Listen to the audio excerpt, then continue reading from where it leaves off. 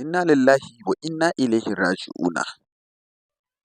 Zazzafan cece-kuce ya ɓarke a shafukan sadarwa na zumunta na zamani, wanda suka haɗa da Facebook, Twitter, har ma da Instagram.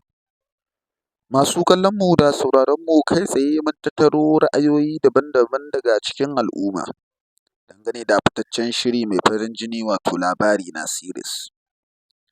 Masu kallonmu da sauraronmu a jiya ne fitaccen darakta Malam Aminu Saira ya saki shirin Labarina zango na 13 sannan kuma kashi na 6, lamarin da ya janyo cece-kuce musamman ma a shafukan sadarwa na zumunta na zamani.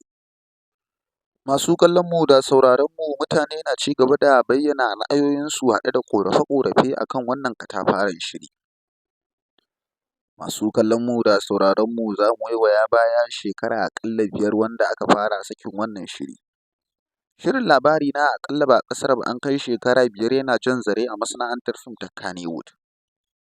Domin kuwa an tabbatar da cewa tun da aka fara shiri mai dogon zango a yi shiri kamar sa ba.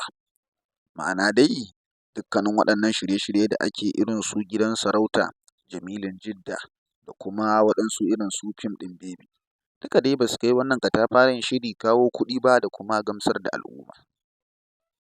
Masu kallonmu da sauraronmu bayan tsawon shekaru Malam Aminu Saira ya ci gaba da kaɗa linzamin wannan shiri, inda a halin yanzu wato ainihin ya kai fitacciyar jaruma Sumayya hannun 'yan sanda, lamarin da ya baƙanta wa mutane da dama daga cikin masu kallon wannan shiri. Sai dai masana harkokin fina-finai sun tabbatar da cewa abin da Malam Aminu Sairan ya yi shi ne daidai, domin kuwa a kodayaushe ana neman ya za a yi a ci gaba da yin fim ne ba wai a dakata ba.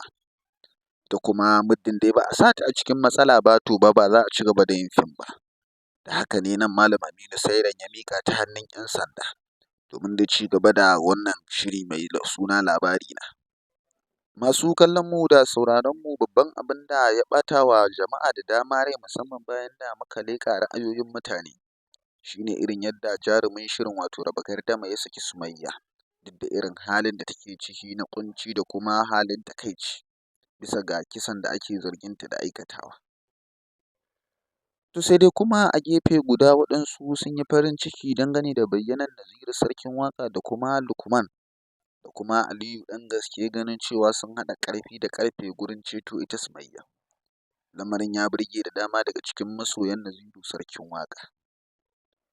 To masu kallonmu da sauraronmu a taƙaice dai waɗannan su ne abubuwan da muka yi bincike muka kuma zaƙulo muku dangane da wannan shiri. Masu kallonmu da sauraronmu a ci gaba da bibiyarmu a danna mana subscribing da alama ta ƙararrawa, ta ina za mu riƙa sada ku da labarai.